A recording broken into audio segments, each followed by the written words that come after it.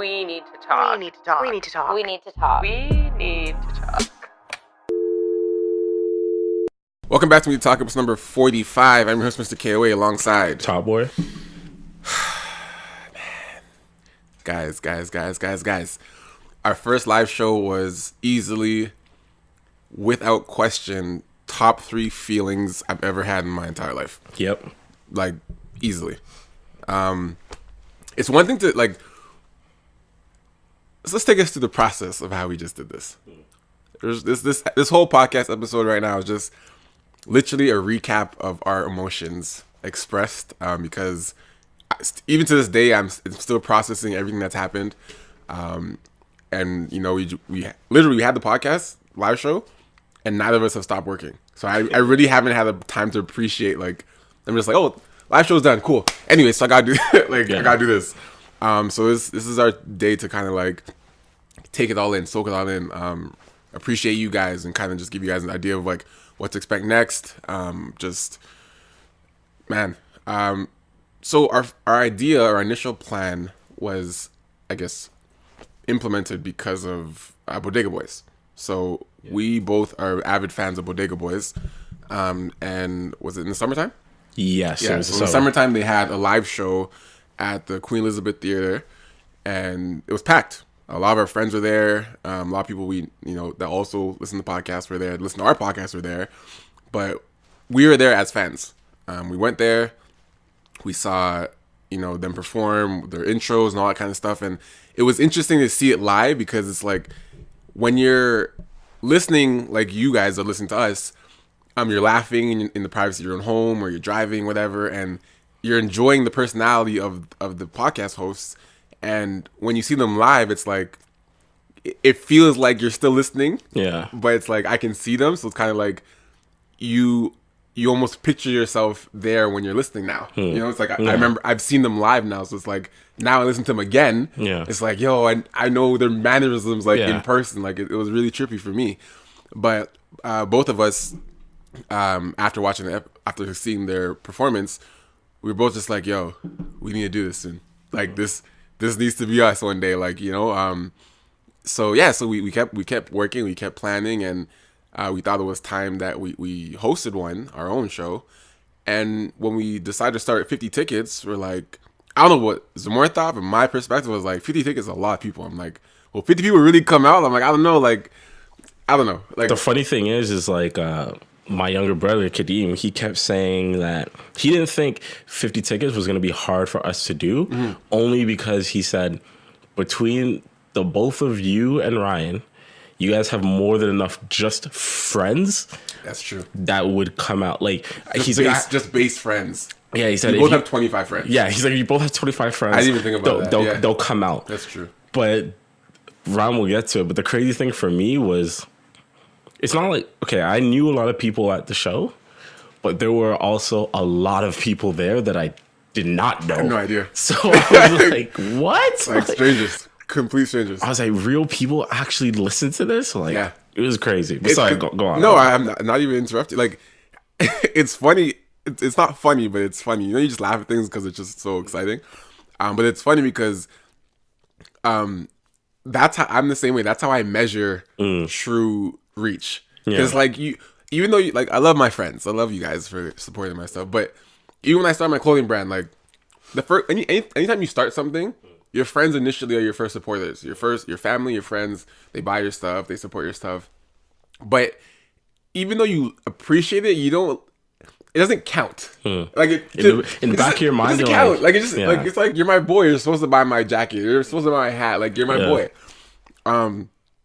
But when a stranger that doesn't know you, like, can objectively look at something objectively look at something you've created and purchase it and have no personal relation to you, no bias, like, you count that. You're like, this person actually likes my stuff. Like, I know my friend likes it. But you know what I equate it to? What? It's like, for me, I mentioned it during the show, is when random people that I did not know would approach me and be like, oh, are you Top Boy? And I was like, oh, I must be doing something. Yeah. Because you don't know my name's not Top Boy. Yeah. If you don't know me, like, that's what they know me as, which means I have to have been doing something like worthy enough for them Right. to take the time to be like, oh, I gotta remember this guy's Instagram name. Yeah. So it's like the same thing with this, right? I fully get what you're saying. So, anyways, fast forward without rambling too long. We put 50 tickets up. We like, let's start with this. Just see how it goes. Zamora took care of the Eventbrite, transactions and just monitored all that stuff. So he set up the whole account and stuff and started making the tickets live. So I did the branding for it and created the poster for them. And this guy hits me up after 6 days with the tickets up. And he goes, "Yo, we just sold out after 6 days." And I'm like, "Wait, all 50?" I was like, "Yeah, 50 tickets are gone." Yeah. I'm like, "All right. We still have 3 weeks until the show. Yeah. You want to put more up?" And he's like, "Yeah, let's do it." So Can you imagine if we only did 50? I'd be so cheesed. I'd be so cheesed if we only let 50 people in. Like, I know. Anyway, So a lot of people were complaining, like, "Oh shit, like I didn't even see the post, or I didn't get a chance to, or I was just about to buy." So like, you know what? Let's get a bigger venue. Let's make sure we can accommodate some more people. So we opened up another 25 tickets, and those go too within a week or so before the show starts. Then obviously people were always gonna be last minute because that's just what people do. We still got stragglers after the 75. They're like, "Oh, you have a couple left. You have a couple left." So we ended up probably about 80 people, I think. Yeah. Total. Yeah. Around that. Probably, yeah, around 80, just over 80. Just over 80. Like, funny enough, one of the girls who is on the intro for the podcast, my friend Jess, she's from here, goes to school, and like pretty much works and lives in England now. And then she came back for, I don't know, for a couple, maybe a week or two. She's still here. I gotta link up with her, but she came back and I was just like, oh, like you pretty much have to come to the show. Like you're on the intro. You're part of it. You're part of it. You're on the intro. You have to come. Yeah. And then she came with like 2 of her friends. Oh, she was there. Yeah, she came with 2 of her friends. I was like, it was just cool to see like, people that were involved, or like we got real fans. Even that, I forgot about all that. Like, even the intro, like when we first started this podcast, I'm like, "Yo, we need some type of intro, like something really cool." And I remember how I came up. Yeah, and we're like, "Yo, I think we have like different voice, like we just have some different voices saying like we need to talk." I'm like, I'll start with a phone call, and then the guy's like, "Yeah, we have different girls, like just say we need to talk from different voices, different sounds." I'm like, "Yeah, it's perfect." So we put it together. He got some friends from his work to put their voices in. Like, random girls. He sent all the clips to me. I put the clips together, and we have this random intro. And now this intro is like, it's legit. Like people listen to this and they're like, "Oh, this is a thing." It's funny because I've never taken the time to just really think about how catchy the intro is, like catchy, or like catchy and annoying in a good way. Yeah. Because it's like Jamie, my girl, she'll bust my balls. Like she'll say we need to talk, but whenever she says it, she says it like the voices. We need to talk. Yeah. Everyone exactly does that. Like that. So I'm like, everyone does that. Oh man, because that's the most lasting part at the end, right? We need to talk. Yeah. But oh man, even stuff like I'm just, this whole episode, guys, just gonna be our excitement. That's all. But just super genuine. Even the process of creating that intro, like Zamora sent me a bunch of voices. Like I didn't use all of them. Like some of them did make the cut. But even how I chopped it up, I'm like, to go through all those voices and then to know, like I had no idea how it would turn out. Yeah. So, but hearing it now, like that's the most lasting thing. Yeah. When I was creating, I'm like, this would be cool, like at the end, like the longer one, or like there's the short ones and stuff. Like, there's so much we put into this whole project together, and it's like, since day one, I can truthfully say, like, we remember, in school, like when you have group projects, and there's always that one person that slacks. Yeah, I've never felt like I'm like you're slacking, and I don't think vice versa. Yeah, of course not. Yeah, I've never felt like I'm like, oh, I got pulled away, and like Zamora's like, oh, not, like. I feel like this whole process we started has been super mutual, and like, if I can't do something, he does something. If you can't do something, I do something. It's like, and I think that's what has brought us success, because like, there's no drop off. Yeah. Because I've never felt like, like even the video stuff. Like when we first started, I was doing the video and the audio, and then this guy's like, "You know what? Let me start doing the video." And I was like, "Yeah, cool." And I haven't questioned your shit since. Like you've been doing it, and it's sick. And I think that's just just a small part of why this is so authentic of a show, because It's interesting because like I think about a lot of podcasts that have come and gone. yeah, I think about that often, right? And I remember, and here's the thing: I don't know all the details behind why some podcasts ended up disbanding or any type of shit. But I remember the popularity of Galcast. Do you remember that one? Like, yeah. I remember that being huge, and then it kind of disappeared. I don't know what happened in the background, but I really think like the live show really put things into perspective for me. Like when I sat down, I was like, wow, there's actually people here that paid real money to come to come watch us talk. And the thing is, we knew, like, it's one thing to sell tickets and see a number on paper, like, oh, there's 80 people like that pay tickets, pay for tickets. But then when you see 80 human beings sitting there, it's like, yeah, there's actually 80 humans in this room. It was just, if you guys see the clips, which we'll put up later, I was speechless. I was just like, wow, like, oh, okay, hey guys, like, this is, hi. Like, it was just so overwhelming. Me and Zamora jumping in the back room and dancing and shit, like, nervous as fuck, like, sweating. And I told Zamora in the back, I'm like, I feel like I'm about to play a game. Yeah. Like, the That's type what it of felt like, type of energy and like nervousness and just excitement was like, I'm an athlete, so like when you're about to play a game or like a playoff game and you're like win or go home, like, you know, if you go out there, if you lose, you're done, your season's done. That type of energy is like, that's how I felt. I'm like, if we go out there and this show's whack, we're done. That's it. It's game over. If the show is whack, like, that's it. Can you imagine if we went out there and the show's garbage? We need to talk with. Well, I mean, we probably still continue it, but a part of us would be like, "Fuck!" Like, we'd be like, "Shit, yeah, that was trash." Like, I would really feel like shit. And the thing is, people will let you know it's shit. They'll let you know. People will let us know. Like, the show would be ending, they'd be like, all right, they clear out real quick. The funny thing is, like, after the show, because I knew, like I said, I knew a lot of people there. There were coworkers that were at the show that I hadn't worked with in like 5 years. But they were watching. But they were in the audience watching this shit.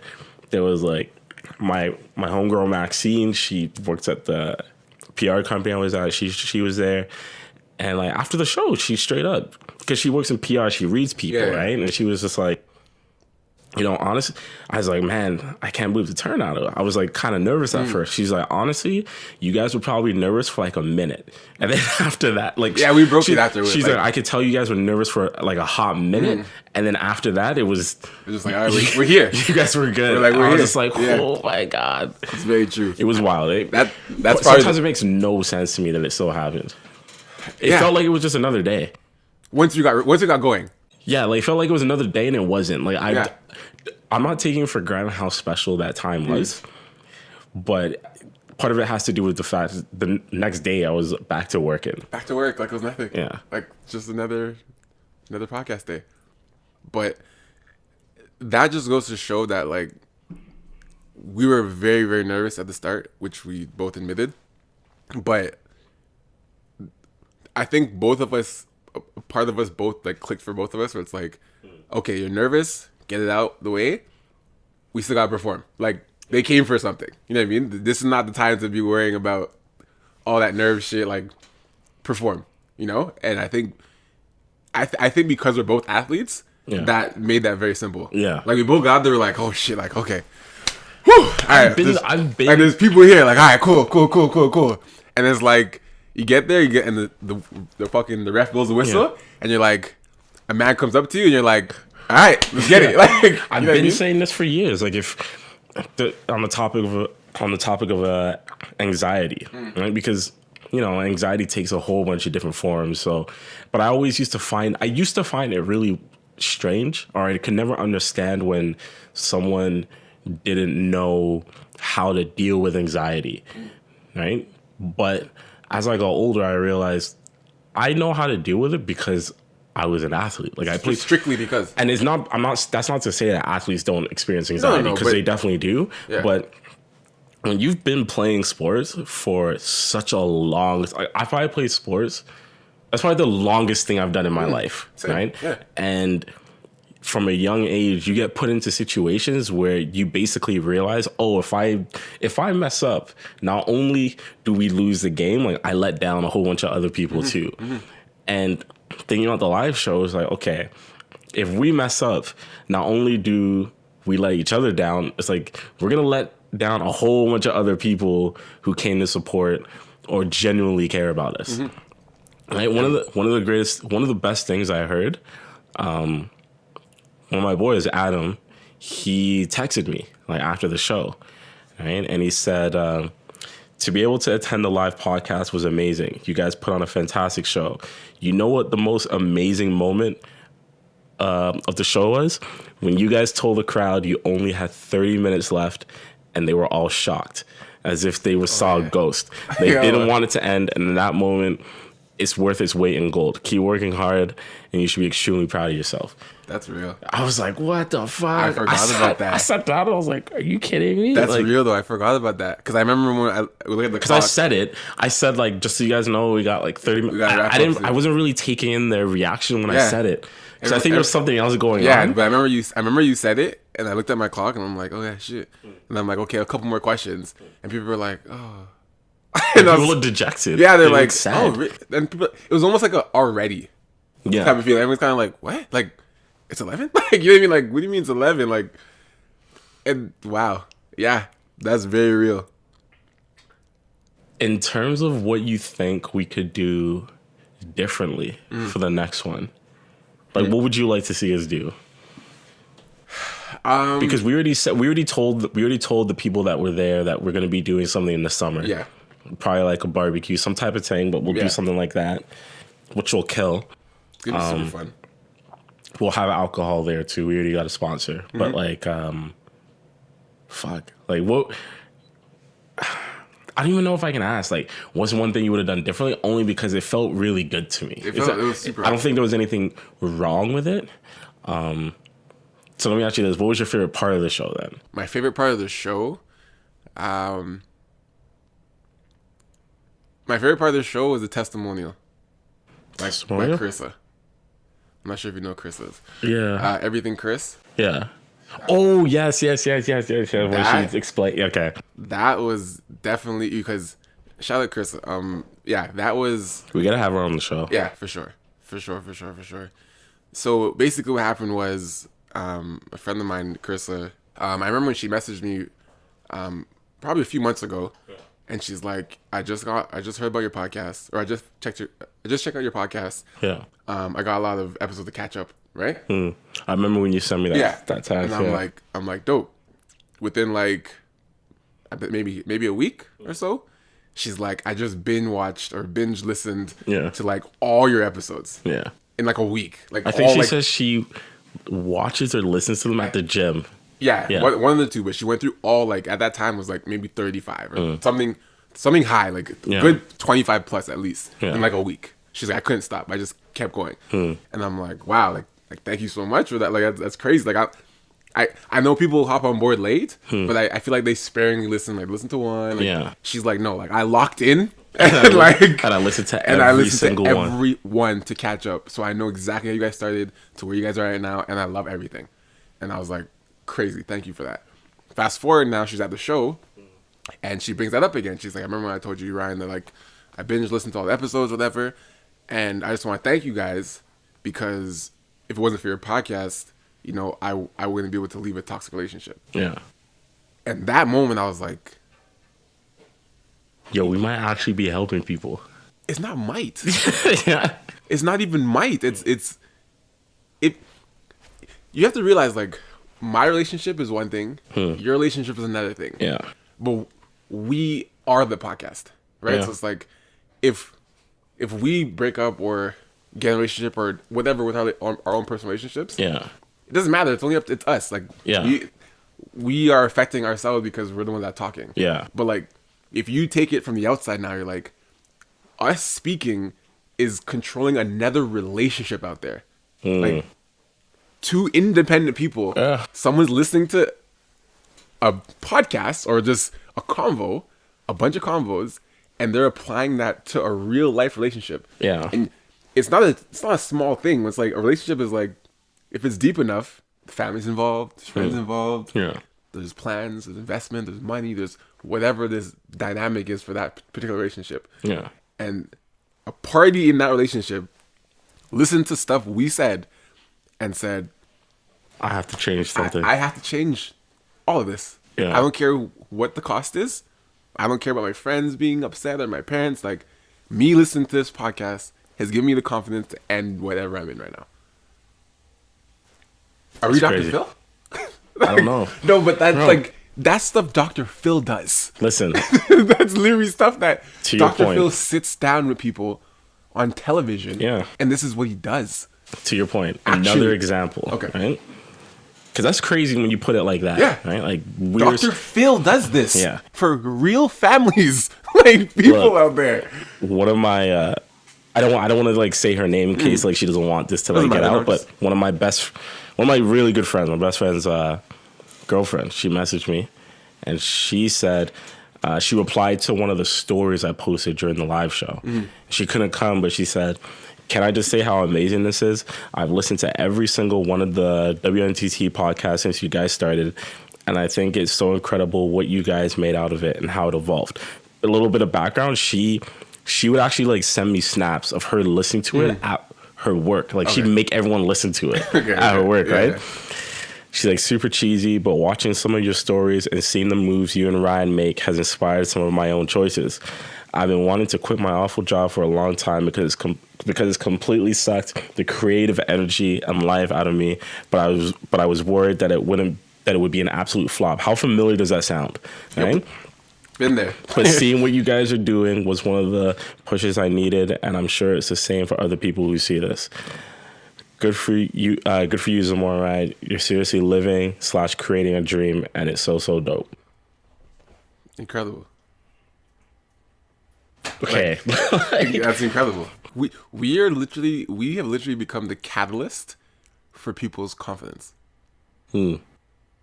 Like, people are literally looking at both of us, and like I made a post not too long ago. Oh, in my my classroom. yeah, My classroom post. yeah, And I was saying that, just paraphrase basically, that when people see me do things, it feels more attainable than if you hear stories from some random guy in, the States somewhere. yeah, Starts from the bottom, struggles, has some struggle story, comes out from the dirt and becomes a millionaire. yeah, We hear those stories every day from random people around the world, and you're like, oh, that's a cool story. You read the article, oh wow, this guy was broke, was on the street, living on the street, whatever, came up, now he's a millionaire. Oh wow, that's crazy story. But when you know someone personally, so like my friends, your friends, I know you, I know me, and they've known us before a podcast existed, before photography existed. Like, they just knew Ryan and Zamora. So when they knew us as like guys who just played sports. Yeah, Or, I'm a basketball player. I am known as a basketball player. Yeah. That's how I started anything. Yeah. People knew me as from high school as that guy who plays basketball. He's good. That is it. Yeah. Then I had all these other things, and vice versa for you for football and boxing. But when, as friends that know us personally, or even just followers that know us personally but have known us before all this, when they see like, okay, I've been following Zamora since he was doing boxing and this stuff. Yeah. I've been following Ryan since he was, playing basketball, university and stuff.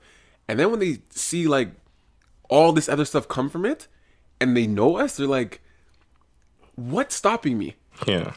Because not that we're super special or super amazing or super smart. They're like, we are very smart guys, but they talk to us every day. So they're like, I'm so close to this guy that like, I see him doing he's not like, to even knock me down even more. I'm not that special.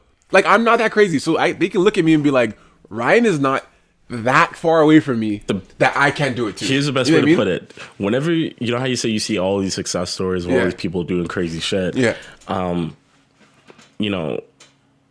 Like you said, we don't have the luxury of seeing those success stories of those people on a regular basis. So as a result, you end up putting these people, whether you know it or not, on like some kind of pedestal. Right.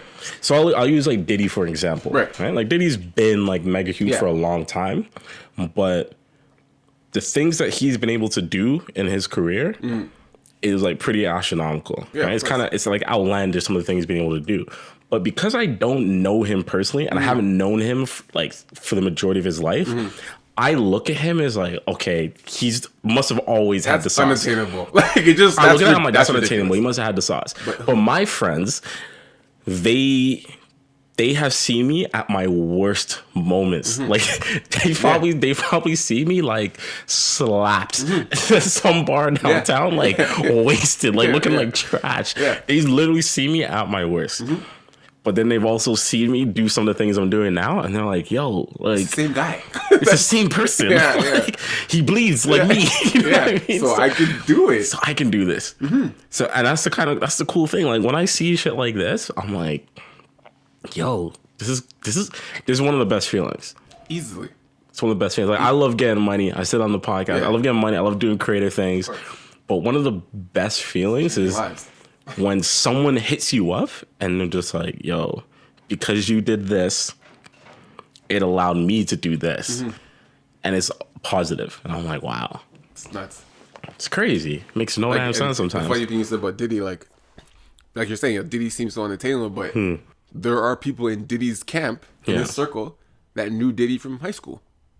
And they're like, when he was nothing. like there are definitely people, obviously, that knew Diddy, like, and has been his voice since high school, and they're like, Diddy, you're Diddy. Like, like they knew him when he only went by his government name. You know what I mean? Like, you were now Diddy. So when they knew him as Sean. Yeah, Sean. You know how weird that sounds to refer to Diddy as Sean? Yeah, Sean. You get so big that everyone on the planet Earth knows you as Diddy or Puff Daddy. And you changed. Yeah, you know what I mean? I'm not Puff Daddy anymore. Now I'm Diddy. Diddy. Everyone goes, cool. All right. Everyone's like, cool, okay. Yeah, and because the thing is, you have to have sauce to do that, you know? Because, no, you know what I mean. You know exactly what I mean. Because if you go by a name at the start, and midway, you say, I'm going by this now, people are like, what are you talking about? If I wanted to change my IG tomorrow, you can't. I couldn't do it. I can't do it. I'm locked in. I'm locked in the top boy. I'm just okay with that's it. That's it for me. Like we don't, game over. We don't have name changing sauce. We don't have name changing sauce. Imagine tomorrow. I'm just like, call me Twist. Like just imagine I'm just like tomorrow I change my Instagram name to Twist. People are like, what? Who the fuck am I following? Who is this? Let me unfollow. Like, I think they took Ryan's and I make account. a post. I go, no, it's me, guys. I go by Twist now. 4 likes. I go by Twist now. What's happening? You don't have name changing sauce. So I don't even think I could go by my real name. You know what I mean? And my real name is unique, but I don't even think I could. If somehow I got Zamor tomorrow on Instagram and it just says Zamor, people were like, who the fuck is this guy? Who is this guy? It's me. Nah, it's not you. No, that's not you. No, it's not you. Stop this. Oh my gosh. I want to do a quick break and read this tweet we got. I'm not sure if you saw it. The main points of it, it's a long distance relationship. She's in Toronto. He's in Florida. They went on the break. His friend said he should be focusing on himself. So apparently he listened to his friends. They went on a break. Now he's sure about the break. So first it started as a break, and now it's a break up. But didn't she say the break was like less than 24 hours? Yeah, she said we went on like a less than 24-hour break a while ago, like 6 months ago, and he said he was sure about the break. Now he's saying he's sure. Oh, he said he wasn't sure about the break. Okay, yeah. Now he's saying he's sure about this breakup and that he doesn't know. Break up or they're going a break? Now they're actually on a break up. Oh, like they're broken up. They're broken up now. Okay. Yeah. So, well, I don't believe in breaks, first of all. They don't work. That's just me. I don't believe in breaks. You either break up or you fix this. They don't work. Okay, what is a break, essentially? It's literally the half of breakup. Like it's just you're halfway there. Yeah. Just why? Because you don't have the up. It's different. There's no up. It's just a break. It's not a break up. It's just a break. It's one or the other. Stop it. Like, Stop it. oh, What I truly believe, just to answer this real quick for her, once someone gets to a point where they feel they need a break, it's too late. That's just my harsh reality. If I get to a point in a relationship where I say to you, I think we need a break, I'm letting you down softly, but I've already checked out. What do I need a break from? From you? Yeah. Like, you know what I mean? What do I need a break from? If it's, and how long is this break? And what am I expecting to achieve from this break? Peace of mind? Like what? And if I get peace of mind from going on a break with you, then why am I with you? Yeah. You know what I mean? So, to answer, not that you have a question, but this whole situation, I feel like and this long distance, like, he's not built for the distance, which is fine. A lot of people are not. Sure, you gotta be. I'd love to know how old they are. It takes a special kind of person to do long distance. Absolutely. I've learned that not everyone can do it. I never thought I would have been able to do it years ago. The right type of person will make you be able to do it. And I don't know the dynamics of the relationship, but I just feel like, people know deep down whether or not they want something. You know before anybody else. People lie to themselves a lot Every day. People lie to themselves a lot, and I'll be the first person to say it. Right? I've done it. Like, I've lied to myself. I could do this in relationships. No, you can't. Not even just talking about long distance. Just like regular shit. I want to be here. No, you don't. She makes me happy. No, she doesn't. I mean, sometimes. Never. Like, it's not that bad. It is. Yeah. Like, we convince ourselves these things so we don't have to make the tough decisions. That's all it is. Like, I generally, until maybe the last couple of years, I had a very, very, very strong weakness for tears. Now I don't give a fuck about tears. Unless I really, really, really love you and care about you. Tears, they're nothing to me anymore. Yeah. But there was a time where, like, a girl could cry, and I'm like, oh, okay. Like, Yeah. okay. And then, or I would not do certain things or overlook certain things because I didn't want to make them cry, which is still bad. You know? You don't want to break up because you're like, okay, you plan, okay, if I break up, she's going to cry, and then she's going to manipulate me, and then I'm going to fall for it, and then, okay, let me just deal with it. Yeah. You do that too many times, and you're just miserable. I mean, it is what it is. Like, it's really unfortunate because I feel, okay, you said that as soon as you get to the point where you feel like, okay, I need a break, it's already over. I agree with that sentiment. I feel like for a lot of people, they can get to a point where they feel some sort of tension in the relationship, and you need to communicate it. If I've already communicated with you where I'm at mentally in this relationship, and after that communication, I say, all right, I need a break, then that's my way of saying, like, I want to break up. Yeah. I should have just said, I want to break up.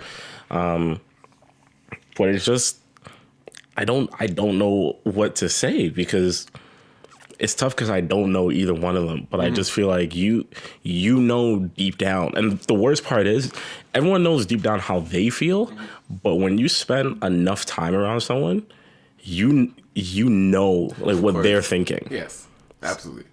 You know, like, you can... I read something the other day. It was along the lines of pretty much that gut feeling that you get, like, listen to it more often, because sometimes, like, you get this feeling, like, it's like a physical thing in your stomach. It doesn't happen all the time, but when you get that feeling, people need to pay attention to it more, because I don't know what it is. I don't know if it's like your intuition or like fucking like nature of the universe letting you know that energy. This is not supposed to work. It's not supposed to work. Fam, you know what? Okay, I'm gonna put this person on blast without saying their name. I don't know exactly who they are. Okay. But a prime example of, like, when you know is pretty much like Jamie and I, right? Okay. So we said time and time. Jamie? My girlfriend. I already said this on the podcast anyway. Time and time. What's up, Jamie? She listen? Yeah, she listens. Time and time again, or she watches. She likes staring at me and shit. What's up, baby? Anyway, Disgusting. Hey, baby. Hey, Rhonda. What was I gonna say? Yeah. So time and time again, we've said on the podcast like you don't click with everyone, right? And I've been in a lot of relationships. So I've been in like 4, and like serious ones that actually were real relationships, and the time between me being in a relationship, me being single, and like meeting Jamie, there's a lot of girls I was talking to, right? And this was back when I would say things like, I'm not in the right place to be in a relationship. It just really meant I didn't want to be in a relationship with you. And there was this one girl who was basically telling me that, you know, she listens to the podcast and she knows that she's like, I know that I could be the type of girl that you want. Just based on the podcast. Based on the podcast, like, kind of knows you a little bit. Kind of knows me a little bit. Sure. I've never hung out with her. Literally, I mean that's serious. I'm not trying to save face here. Like, I actually never have. So just online interaction. Online interaction. That's it. Okay. But my gut feeling told me, you just know. My gut feeling was just Never like, gonna happen. nah. Never gonna happen. I'm not gonna date you. And it's not even like there's something wrong with her. Yeah, it's not every conversation I've ever had, there's been nothing wrong, right? But it's just not happening. Ever, but it's just not happening. Yeah. But then I meet Jamie, who lives on the other side of the country, and no questions. No questions. It's like, that's it. Game over, right? Put my life in the fucking headlock. Put it in the blender. Put in the blender. Jamie just came through and fucked the whole game up, right? But, you know, so some people look at that, it's like, yo, like, how are you just gonna end up in a relationship? Yeah. After what you told me. And I'm like, because you're not the one. No, because what I told you was for you, baby. That's for you. That was for you. That was for you. But like, I know when I know deep down. And more people need to follow that gut feeling. 100%. Right? Because if they did, they'd put themselves in better positions. You can't change your gut feeling. Like, you honestly can't. Anytime you can't lie to it. Anytime you've ever got that gut feeling where you're like, ooh, this doesn't feel good. There's never been a time where you can sit there and be like, let me change this feeling. Yeah, So no. It's in there. It will stay there and it will rot inside of you until you listen to it. So I didn't want this podcast to be too long, so let's wrap up real quick. Yeah. But I want to wrap up with this because I think it's a good full circle thing to talk about. So when we started this podcast, I was in a relationship. You were in a relationship. Yeah. We both broke up. We're both back in relationships. Yeah. Complete full circle. What is different? Then I'll answer, and then you answer, and I'll answer. What is different between, like, literal main differences without having to bash anybody, but just fact is fact? Why are you back in a relationship right now? About a year later, and vice versa. Okay. And I'll answer the same. I am back in a relationship right now because the girl that I am dating has her and I, so far, to my knowledge, have literally the exact same interests. We complement each other. You know, like she's a chef, but she's also a model. Mm-hmm. I'm a photographer. I do video, but I'm also a boxer. Mm-hmm. So she can be my muse, and like I can shoot with her. And she sometimes gives me tips, but then, because I box and I train, she like has been able to cook like the best meals for me that I need. Mm-hmm. And then overall, she just does not stress me. Like, the stresses that I've had to deal with my entire life and every relationship I've been through are non-existent with her. Like, literally non-existent. Like, to the point where I think there's something wrong with her. I'm like, all right, I'm waiting for you to get mad now. Yeah. I'm waiting for you to like tell me I'm doing something wrong. And she's like, what are you talking about? Like, go ahead. Like, she has literally said to me, before, yo, like, I'm not crazy. like I'm not like these crazy girls you've been dating. Like, and look, I said this before. I firmly believe that every girl is crazy to a certain extent. And that's not a bad thing. No, it's just because when someone loves you, they're gonna be crazy. Yes, that's the thing. Yeah. Like, I expect whoever I'm in love with to be crazy towards me and vice versa, just a little bit. Yeah. Right. But the ones I've dated before have been abnormal. Mm-hmm. Where she does not. I don't know. And it's like the fact that she's such a special woman to me because there's. Like I said, years ago, I never would have done a long distance relationship. If you asked me, I would have said you're crazy. I would have said it made no sense. But when it came to her, it was a no brainer. Mm-hmm. I was like, okay, yeah, makes sense. I'd rather not. Like dilly dally and be without you. I'd rather not like weigh my options and see what's good. I've already done that. Like I've settled before, and it's like now I'm not gonna settle. I'm just gonna keep it the way it is. I like what I have going for me, and I think like her and I are gonna do some big things moving forward. So it just made sense. Like I was single for a bit. I didn't rush into anything. Mm-hmm. You know, I was sleeping with girls. I was talking to girls. I was doing all that, but I wasn't going to just jump into a relationship, and I easily could have. Yeah. Definitely could have. And I was like, nah, I'll wait. And I'm thankful I waited. So that's my answer. That sounds great, actually. Almost the same as mine. Yeah. For me, the answer, I think I mentioned it already, but Rhonda and I dated already previously in the past. Yeah. 3 years ago. Didn't work out. Just age, maturity, and distance, and just whole everything combined. Yeah. Just didn't let it work out at that time. Mm. Now, fast forward 3 years later, why I'm in a relationship now, and why it's like you said was a no-brainer and no question to like. And we're doing long distance right now as well. Fortunately, she is actually moved to Toronto. Yes. So it's gonna make it super. Very jealous of very, that. Very easy for me soon. But initially we started off as long distance, and we're still doing long distance right now. Yeah. But the reason it was so easy for me to make that decision, like you're saying, about interest, like. So Rhonda is a nail technician. Yeah. She does, makeup as well. But what, like, I personally, do I care about makeup? Hell no. No. I don't wear makeup. I don't use I don't care about that. But what I care about is her doing makeup and nails and stuff. She has a creative gene. Yeah. Right. I've seen the stuff she does. That's what I care about. I don't care about makeup. Like that doesn't apply to me. But creativity, I care about a lot, and she's very creative. And sorry to cut you off. That's like the same thing with Jamie, right? Because like she's a far better cook than I am, right? So, and I think you have to be creative to like cook. Yeah. So when I see her doing stuff, I'm actually kind of mesmerized. Like, I'll just stand there and watch. I was recording videos of her cooking and shit. So I'm like, yo, this is dope. Yeah. Like, but sorry, go on. No, that's cool. That's perfect though. Like, I like how you're excited. That's dope. That's how you, and that's another thing. Someone who loves you or wants to be with you should be excited to talk about you. Yeah. Like, it's just, and it's intrinsically, genuinely excited to talk about the person. Like, yeah. Anyway, her creativity is what I love about her, and that is what lines up. And I think I mentioned to her when I was talking to her is I read somewhere. You probably saw this too somewhere.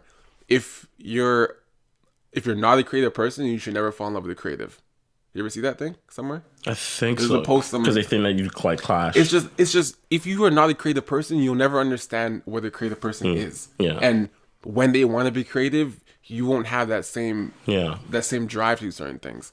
So all goes to say you don't have to have the same interests. Like you don't always have to do the same job, but you should have the same base. Yes. So also, I do photography and videography.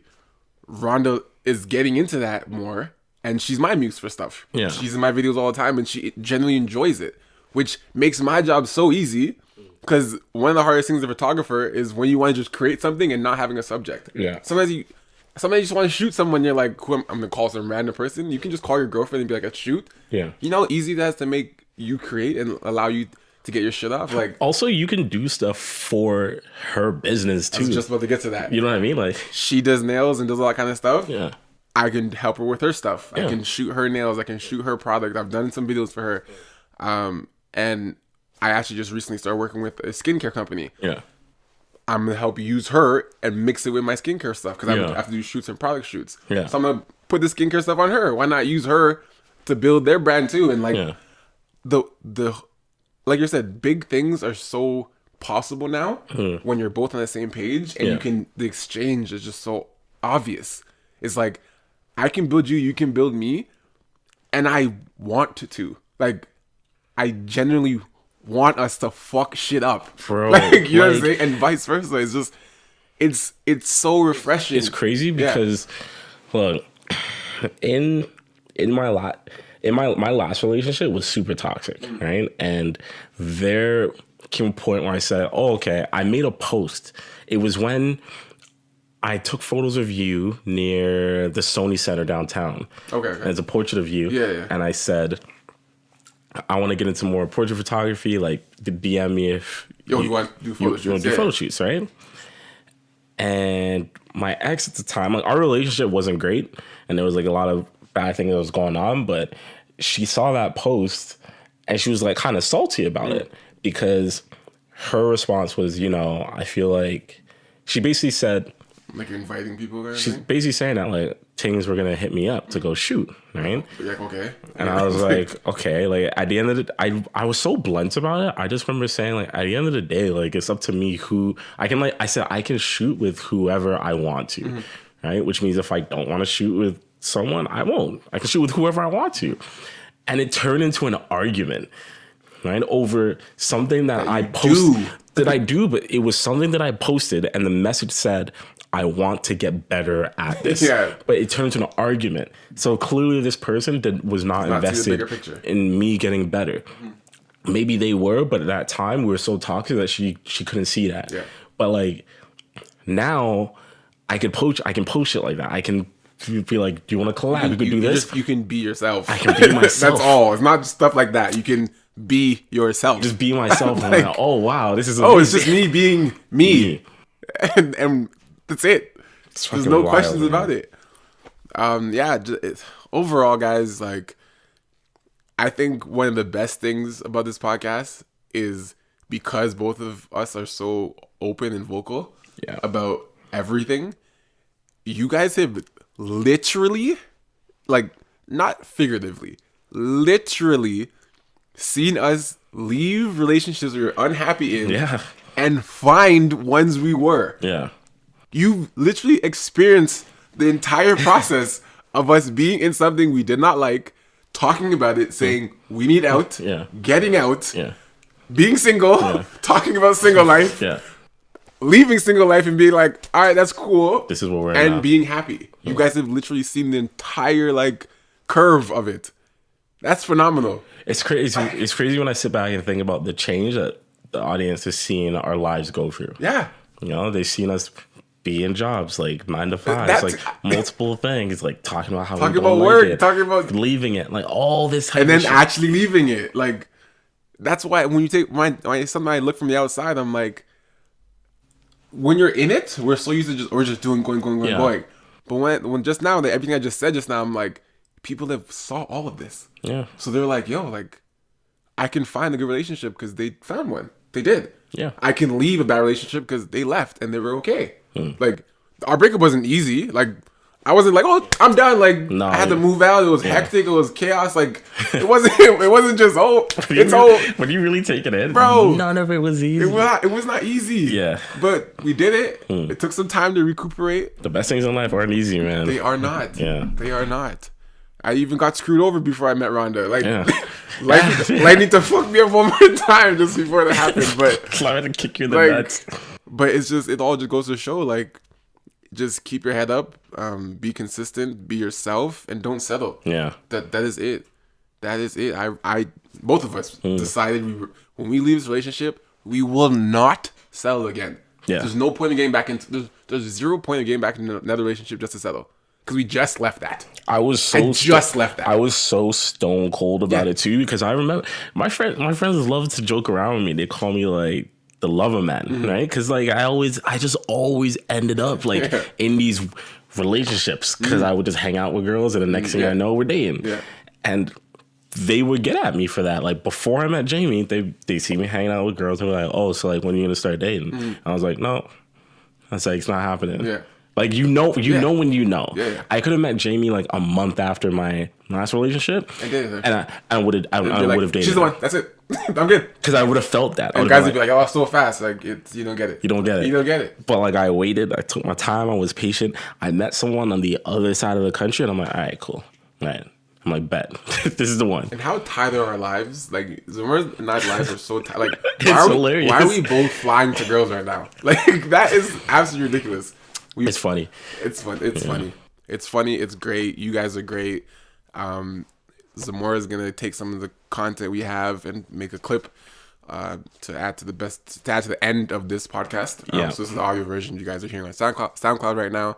If you guys are watching right now, after this, you will also see the, I guess, highlights or best parts from clips from the live show. Yeah. For those of you who couldn't make the live show, we are having another one in the summertime, probably end of July or so. It's gonna be a little bit bigger. It's gonna be outside, hopefully. Maybe outside indoor kind of thing if we get a good day. Just like a barbecue vibe. It might be a live show / party kind of thing. I don't know.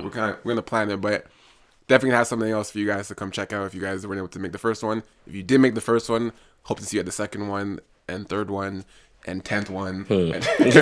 And hopefully we have a show one day. Let's put that in the universe. We get a WNTT show one day out there somehow. That'd be unreal. That'd be absolutely unreal. But also, thank you to Denzel for doing thank you, Denzel. Doing the music and being an MC for us. We really appreciate you. Denzel will be an official WNTT DJ. Yes. That's what we decided. We just decided that your job has been sold. Other than that, guys, thank you. Yeah. Thanks for listening. Man, thank you so much. That is all I got. That's all we got. We just wanted to touch base with you guys and just kind of soak it all in and press pause for a second. We just go. So we just relax, talk, chill, and review. Thank you guys for listening. Another episode of We Need to Talk. I'm MR.KOA alongside Tallboy. And it's We Need to Talk podcast. We need to talk. We need to talk. We need to talk. We need to talk. We need to talk. We need to talk.